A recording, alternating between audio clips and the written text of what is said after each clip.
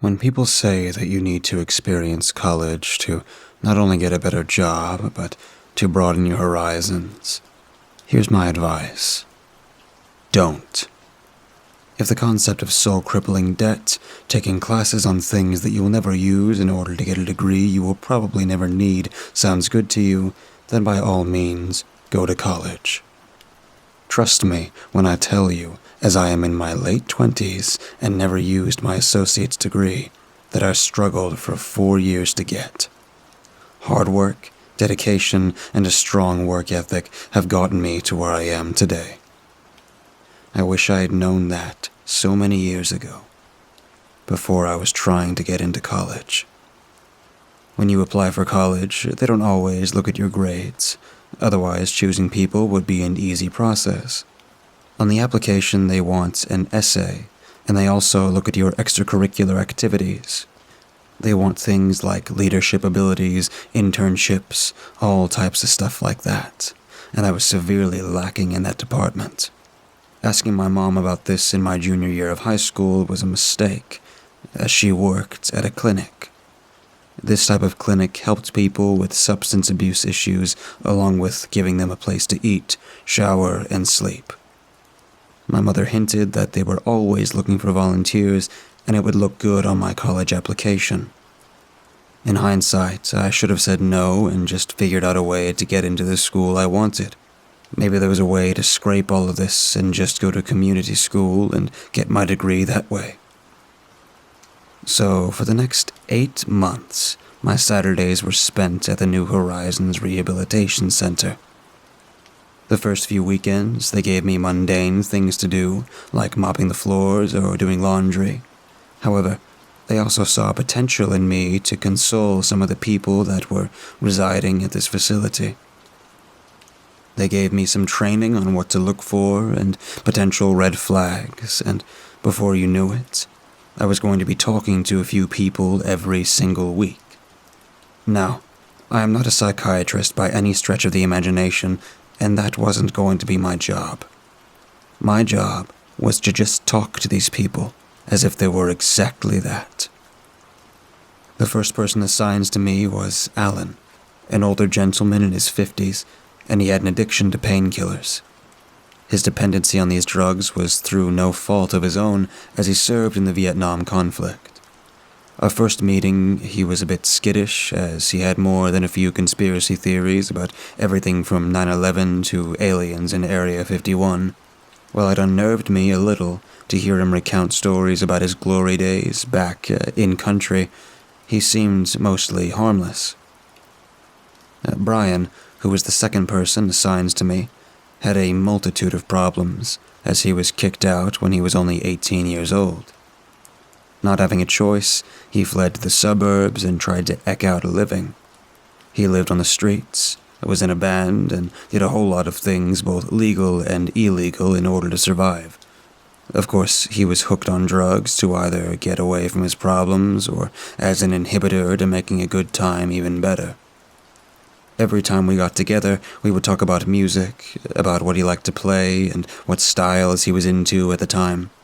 To my surprise, he was a Ramones fan, just like myself, and we would talk for hours about their music and how he was going to start a band when he got out. And then there was Jeremiah Benson. When you first looked at him, before your eyes could even process what you were seeing, the smell would hit you. This was someone that had lived on the streets, and his tattered clothes looked as if they were hanging on by bare threads. He was unshaven, and his brown and bushy beard seemed to stick out at odd angles. If you were to see this man on the street, you would either pay him no mind or toss him a quarter for his troubles. At first, I had no idea how to engage with this guy, as part of me wanted to know about where he was from and how he got to where he is today. "Drugs, of course," saying with a smirk that was barely concealed behind his beard. The first session was trying to get him to open up to me, as it was met with nothing but failure. Every attempt to try to reach him was either met with sarcasm or a wild story that seemed to eat up the rest of that session. At one point, I asked my supervisor to reassign me to someone else that I might be able to help, but they sat me down and explained it to me. Look, I know that Jeremiah is a difficult case. However, even the difficult cases need someone to confide in, and I think you are perfect for this.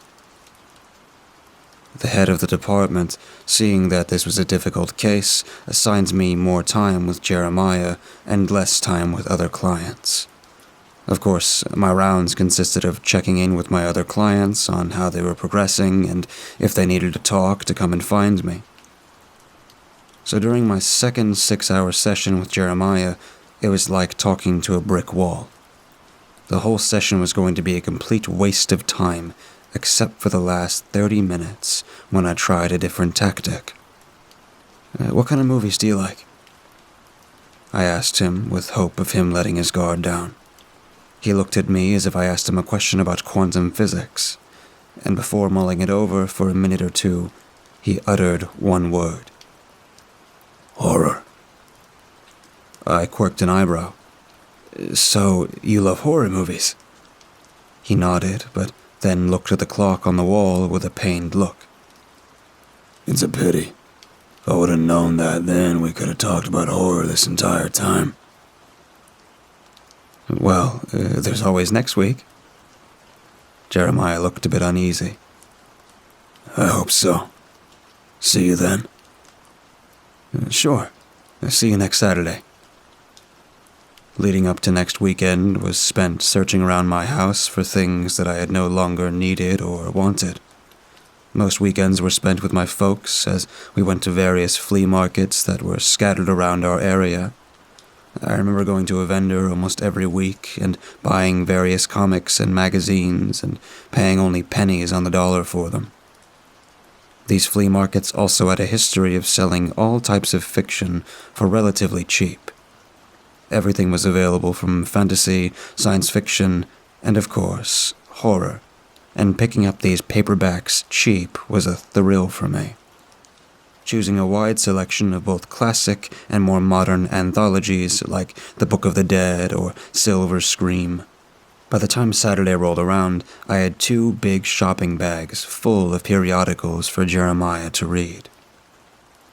Arriving at New Horizons, one of the guards stopped me as they stated they had to search my bag for any contraband. As they finished their search, one of them commented on how cool this stuff was. I gave him a nod, making my way deeper inside the complex, until I was right outside of Jeremiah's room. The door was wide open, and rapping my knuckles against the steel door seemed to get his attention. Placing the bags gently on his desk piqued his curiosity, and as he opened them, it was as if he was a kid on Christmas morning. He took each of the contents out of the bag, carefully examining each of them as if they were an undiscovered treasure. Are you sure about letting me borrow these things for a while? Asking as he studied the back of one of the novels. Giving a slight shrug, I responded, Actually, if you wanted to keep these, you could. I have a big enough collection as it is. This seemed to trigger a reaction in him, as if a dam had burst, as he looked at me, not as some intruder in his home. Now, because of this simple gesture, Jeremiah now considered me as a comrade in arms, as we shared a common love. We both loved horror, and loved being scared by things rational and irrational. And when I say irrational, the chances of either giant mutant spiders or zombies rising from the grave are highly unlikely. The rest of the session was a mix of going over some of the items that I had given him to talking about favorite movies that we loved. Even going into some situations that kids might get into, such as who would win in a fight, Freddy or Jason. With around 10 minutes to go and turning to him to announce our time was almost up, a question was asked that I would forever regret. How did you come to be in New Horizons? His demeanor shifted from his current happy-go-lucky self to when I had first met him. A broken disheveled form of a man as he looked at me with something that rivaled a 1,000-yard stare. Jeremiah then looked at the clock and scowled before responding. "Meet me next week, and I'll tell you how I wound up here." My mind went blank trying to find the words to say and failing miserably as I got up and left without saying a word. Even the day had changed from bright and sunny to gray and overcast to match my mood. Getting into my car and starting the drive home was spent in silence, pondering how to undo the damage that was inflicted on today's session. Jeremiah could go back to being a recluse, and if that were the case, it would be a lost cause, as no one else would be assigned to him. Eventually, he would be phased out of the program and thrust back into the streets, and might be picked up by either this or another program. Rinse, repeat. There was a part of me that dreaded the next session with Jeremiah, and at one point, part of me wanted to quit. My parents encouraged me to make the right decision, as this was beyond going to a great college. It was helping out someone. My actions could help Jeremiah become a better person, and with this renewed determination, I could not wait until Saturday. Eventually, the day came, and I made sure to get there a little early, eager to hear his story. The drive there felt shorter, accompanied by a lead foot and running a few yellow lights to make it to the facility in half the time. My fast pace had gotten me outside his room almost a half an hour early, where he was sitting at the same table last week. Jeremiah looked up at me with a pained smile and offered me a seat across from him. "All right, you wanted to know my story. Fine, here it is, but I have one condition." "And that is?" asking inquisitively. "You can believe it or not, that's up to you. But please, don't interrupt me until I'm finished. Do we have a deal?" He extended his hand. Grasping his hand firmly sealed the deal, the iron grip betraying his frail appearance as he started his story. "Living on the streets, people take you at face value. If you wear ragged clothes, dig through garbage for food, panhandle for change, then you're a bum. However, when people look at me, they never consider where I came from or how did I get here. You wouldn't know by looking that at one point I had 8 figures in my bank account. My parents were always struggling to make life for me as joyful as possible, with my father even working 2 jobs to keep us all comfortable. High school was spent getting my grades to near perfect levels, as any time for socializing or after-school programs were all out of the question. One of my happiest days was getting a letter of acceptance from a college stating I was chosen for their scholarship program. During my second semester of college, my cell phone woke me up at an ungodly hour. It was the police to inform me that my parents had perished in a house fire. I was crushed, as all that was loved was taken away from me in an instant. My family's insurance, along with a decent settlement from a furnace company, gave me a nice little nest egg. Later that year, 2 of my friends approached me with a lucrative business deal. They asked me if I wanted to be on the ground floor of this opportunity. Part of me wondered what would have happened if this opportunity passed me by. Would my future be different? Or what if this business failed? Sighing, he took a second and looked out the grimy window. Of course, it was an overnight success. My small nest egg grew to 8 figures almost overnight. You have any idea what it's like to grow up struggling, then have a life-changing amount in your bank account? It was as if a switch had been thrown that anything in the world could be mine. Bills and outstanding debts were wiped away in a matter of minutes, as the majority of the money was sunk into various investments. A house was bought in one of the neighborhoods that surrounded Atlanta, and after that was bought, I dropped out of college the same day. Thankfully, my house came furnished, so just a few finishing touches was all that it needed to turn it into a home. Being retired at the age of 24, owning my own home, and having disposable income to do whatever came to mind freed me. However, part of me had no passion about any one subject or field. Jeremiah smiled as he recalled this part of the story. It was late one night, scouring the cable channel for something to watch, and that's when it appeared. Story about 4 survivors trying to take over a mall from flesh-eating ghouls, as the story and the gore intrigued me. After the movie was over, it was nearly 2 a.m. It was as if a switch was flipped, and a hunger welled up inside me that knew no bounds. From that point forward, horror became my drug of choice, as I started to consume all I could. Books, movies, even podcasts, and with the first phase, however, part of me wanted and needed more. Searching the web looking for conventions and events, flights were booked and experiences were had. In fact, after watching Evil Dead 2 a few days prior, there's a picture of me somewhere of myself and Bruce Campbell strangling each other. There were even things that were borderline illegal, such as breaking into abandoned cemeteries and holding a seance, or going into the infamous Macamee Manor. That experience pushed me to my breaking point, as it wasn't even a haunted house.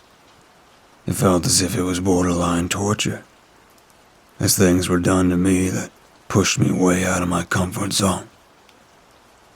Jeremiah stood as he stretched, walking around the room, his eyes darted around, as if looking for something out of place.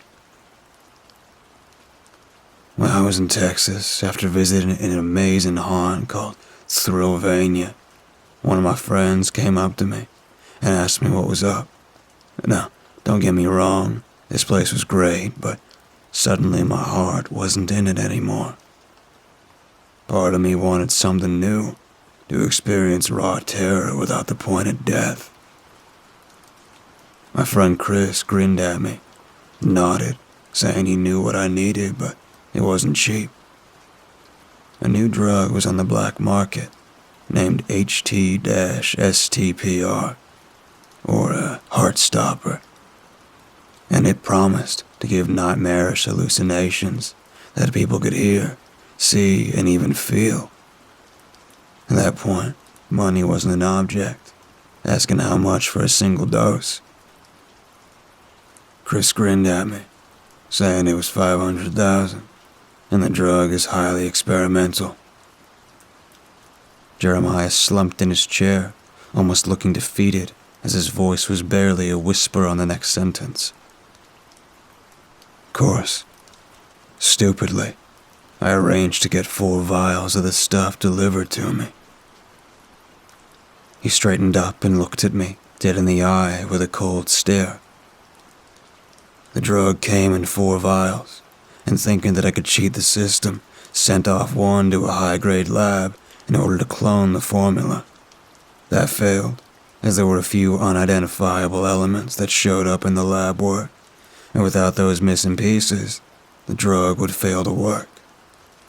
There were also strict written rules on how to get the best experience, such as either bound to a hospital bed or locked in a room. So I shelled out another $5,000 to get a hospital room for the night, and had a nurse administer the drug. Jeremiah shivered as he looked at the floor and continued his tale. Oh, it was a rush. At first there was nothing. Then I felt myself moving around and running away from a horde of the undead. The world had gone to hell, and it was as if I was on the set of The Walking Dead.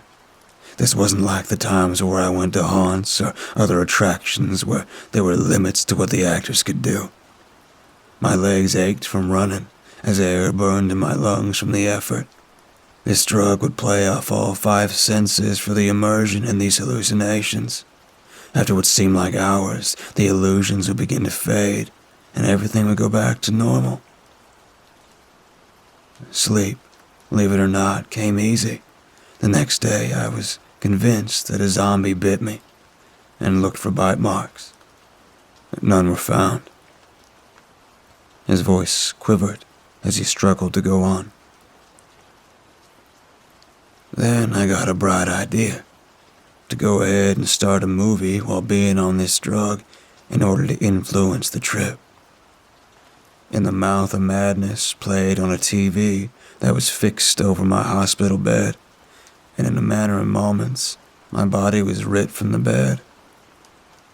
The world was a hybrid of our own, normal, architectural fused with cities that housed old, dead gods. Even the inhabitants ranged from vaguely humanoid monsters to things that even now I could not describe. First, these constructs ignored me, until this one being seemed to glare at me, and then announced my presence with an unholy shriek. Jeremiah looked actually panicked as he retold this part of the tale. It was like a chase scene from an old action movie that seemed to go on forever. Run up to the top of a building, jump to the next one, and run downstairs. Eventually, these things cornered me in an alley. However, before they even got to me, the drug's effects started to wear off and the visions faded. Nurses rushed in, as my stupid self was laughing hysterically as they had to restrain and sedate me. After 2 days, I came out of whatever drug-induced hell that trip put me through. This would be the point in the story where normal people would take their losses and their $6 million and be happy. He grimaced and shook his head. I was stupid. I funneled all my money into researching that drug to find out where it came from, the genetic makeup of what ingredients it could be, etc. It wasn't even a year before most of my money was gone, so I sold my house, packed up my things, and moved back here. The reason for this is, the last trip this drug gave me was not only amazing, but it almost killed me. Chuckling nervously, Jeremiah recounted his last trip with HT-STPR. Deciding to repeat my last trip, my idiot self decided to go with another movie. This time it was a classic, being the original Friday the 13th. The trip announced my arrival on a weathered, old school bus that was also packed with screaming kids. Getting out the bus, I was quickly introduced to the counselors, that this would be a summer not to forget. The day was spent watching kids, preparing meals, and having a few of the female counselors getting frisky with us. Everything was great till the sun went down, and they retold the legend at Camp Crystal Lake. Jeremiah stood for the last part, as he started to pace back and forth. The counselors started to pair off and go their separate ways, as people tend to do in a horror movie. A cute young girl by the name of Marcy took me over to her cabin, and surprisingly, it was empty, except for the two of us. We removed our clothes, exploring each other's bodies as we started to make love. Once we reached the peak of our mutual pleasure, all I remember was a sharp pain in my chest, and the tip of a hunting knife emerging from my chest. Letting out an ear-splitting scream of anguish, the last thought in my mind was of medical staff yelling out a bunch of commands before fading into darkness. He looked at me, gripping my shoulders as his face was only an inch from mine. I could smell his rotten teeth hitting me in the face like garbage from a landfill. A few days later, the road to a long recovery started. It was a month or so of rigorous treatment to get me back to a point where it showed on paper that my vitals were healthy. That was it for me. Any money that was left over was immediately consumed, as everything was lost in this pursuit of this drug.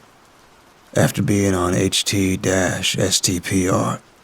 no other drug could even come close to matching that high, although it didn't stop me from trying.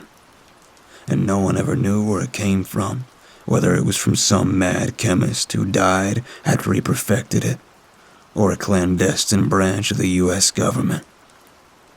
All I know is, that drug was nothing but trouble, and if someone ever offers it to you, just tell them no. Trust me, you'll be better off for it.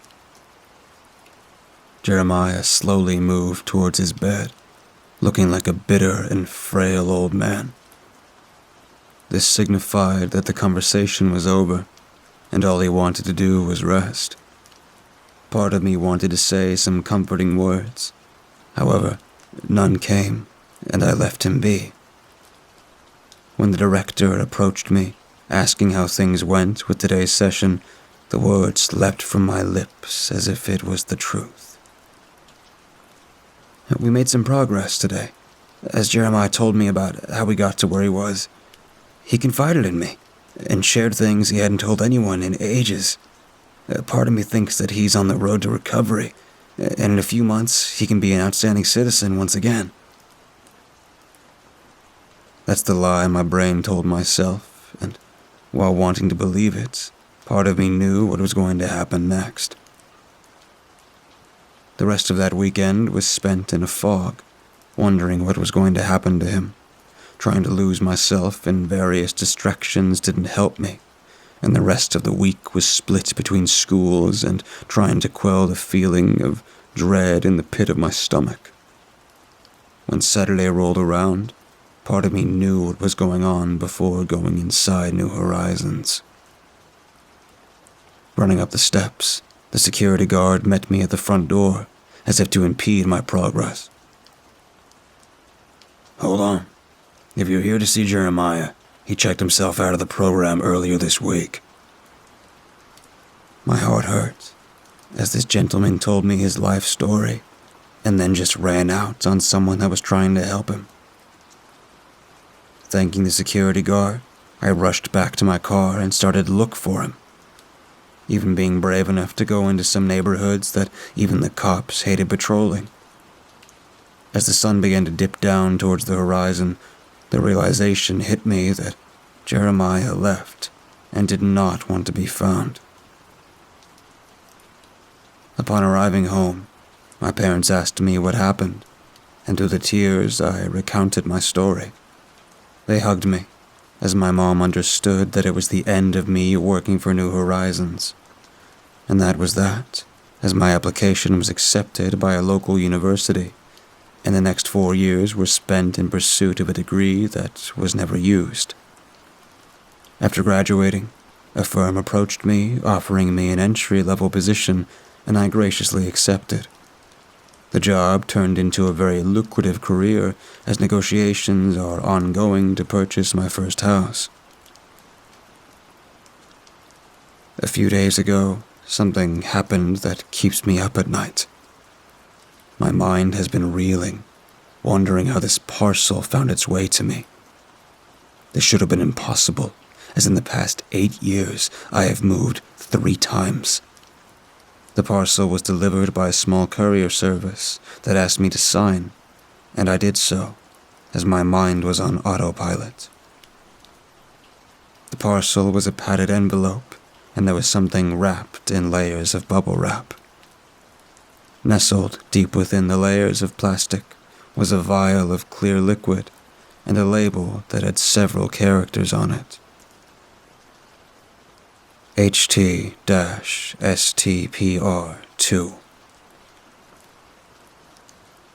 Included in the envelope was a plain sheet of white paper with instructions on how to administer the drug.